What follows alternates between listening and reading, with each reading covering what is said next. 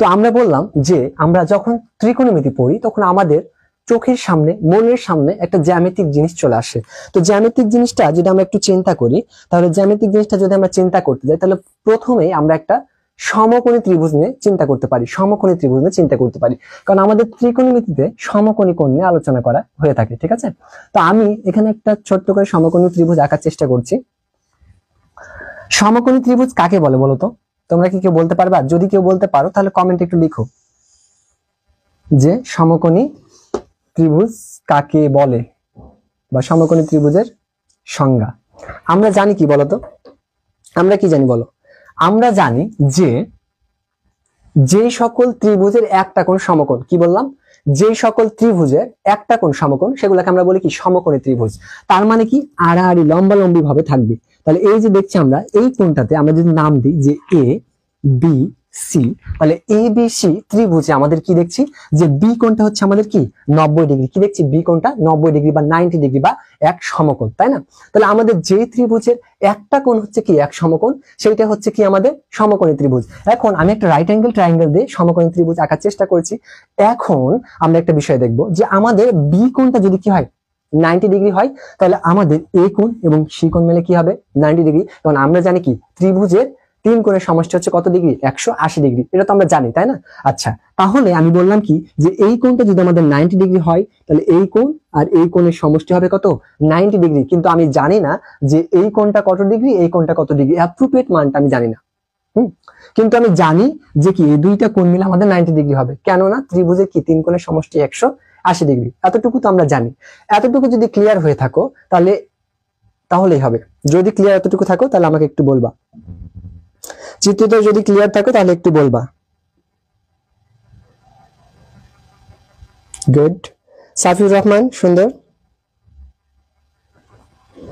ওকে, এইবার আমরা একটা জিনিস দেখব যে কোনটা অতিভুজ, কোনটা ভূমি, কোনটা লম্ব, জিনিসটা আমাদেরকে চিনতে হবে।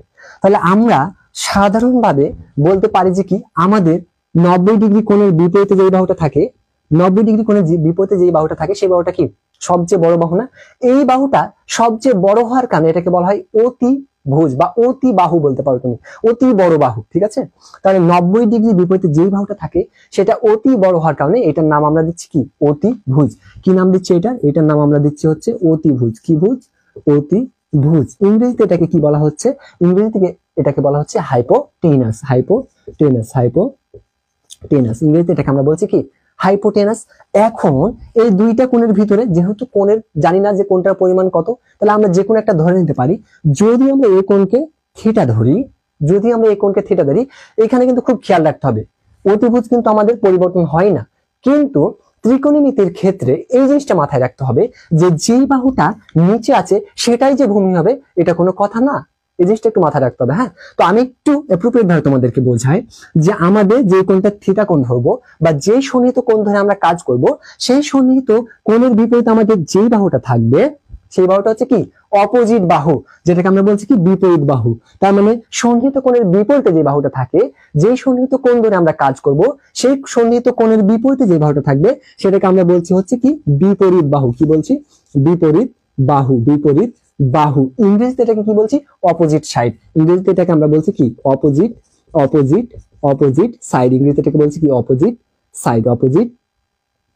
সাইড বা সাইড বলতে পারো। এবং আরো একটা আছে, সেটা হচ্ছে কি? লম্ব। সেটা হচ্ছে আমাদের মাথায় রাখতে হবে, অপোজিট সাইড। ওকে, এখন সন্নিহিত কোণটা যার উপর বেজ করে থাকে, তাহলে সন্নিহিত কোণটা আমরা দেখছি কি?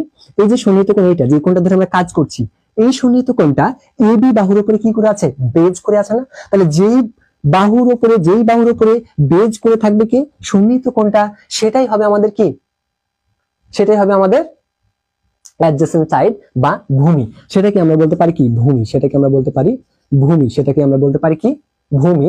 বা এটার আরো একটা নাম আছে, সেটা কি? বাংলায় সন্নিহিত বাহু। সন্নিহিত বাহু। কেন সন্নিহিত বাহু? কারণ এই বাহুর উপরে সন্নিহিত কোণটা কি আছে? বেজ করে দাঁড়িয়ে আছে না? তাহলে এইটাকে আমরা বলবো কি? সন্নিহিত বাহু। এবং এটাকে ইংরেজিতে আমরা বলছি কি? অ্যাডজেসেন্ট সাইড বা সাইড। তুমি যেটা বলবা সেটাই হবে। সাইডও বলতে পারো, সাইডও বলতে পারো। ঠিক আছে, ওকে।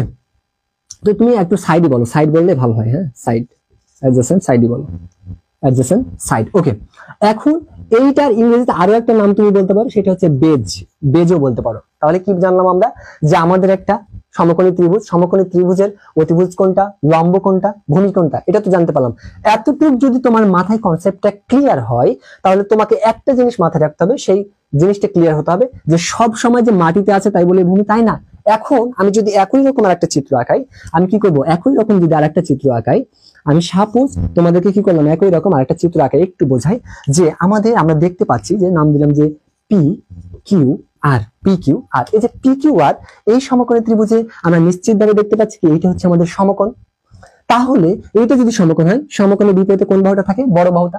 বড় বাহু হওয়ার কারণে এটাকে কি বলছি আমরা, অতিভুজ। কি বলছি, অতিভুজ। এটাকে বলছি কি, হাইপোটেনাস, হাইপোটেনাস, বা আমি শুধু এস দিয়ে প্রকাশ করলাম, ঠিক আছে।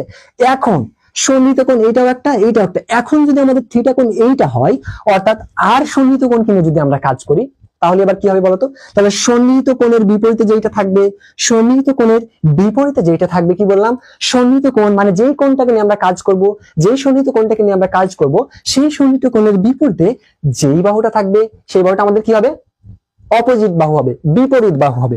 তাহলে সেই বাহুটা আমাদের কি হবে, বিপরীত বাহু হবে, বিপরীত বাহু, বিপরীত বাহু হবে। তার মানে কি, অপোজিট সাইড। ও ইয়েস, অপোজিট সাইড। এখন এই অপোজিট সাইডকে আমরা কি বলছি, লম্ব বলছি। এইবার এখানে একটু দেখো মজার জিনিস কি, এটা কিন্তু আমার ভূমির সাথে আছে, পি কিউ বাহুটা কি আছে, ভূমির সাথে আছে, কিন্তু ভূমির সাথে থাকার পরেও আমাদের এটা কি হলো, লম্ব হলো। কেন, কারণ আমাদের সন্নিহিত কোণ কি, আর। তাহলে আমাদের কোনটা ভূমি কোনটা লম্ব হবে, সেটা ডিপেন্ডেন্ট হচ্ছে আমাদের কি, সন্নিহিত কোণের উপর। তাহলে এই বাহুটা কি বলতো, তাহলে এই বাহুটা আমাদের কি হলো, সন্নিহিত বাহু হলো, সন্নিহিত বাহু হলো, সন্নিহিত বাহু, সন্নিহিত বাহু। বা তুমি বলতে পারো কি, ভূমি, বা বলতে পারো তুমি অ্যাডজেসেন্ট সাইড, বা বেজ বলতে পারো। এখন কথা হচ্ছে, স্যার কেন আমরা এটাকে সন্নিহিত বাহু বললাম, কেন, কারণ আমাদের দেখছি এই যে সন্নিহিত কোণটা, এই যে সন্নিহিত কোণটা কার উপর বেজ করে আছে, কার উপর বেজ করে আছে, আমাদের